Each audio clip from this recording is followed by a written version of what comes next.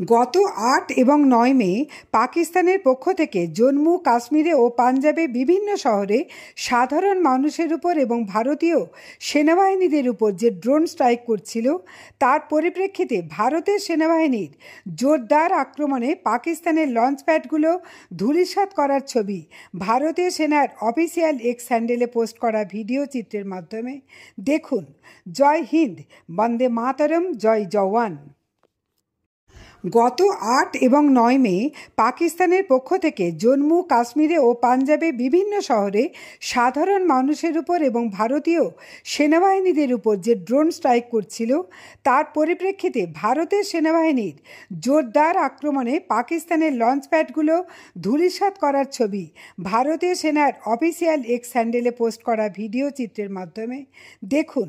জয় Hind, বন্দে মাতরম, জয় জওয়ান।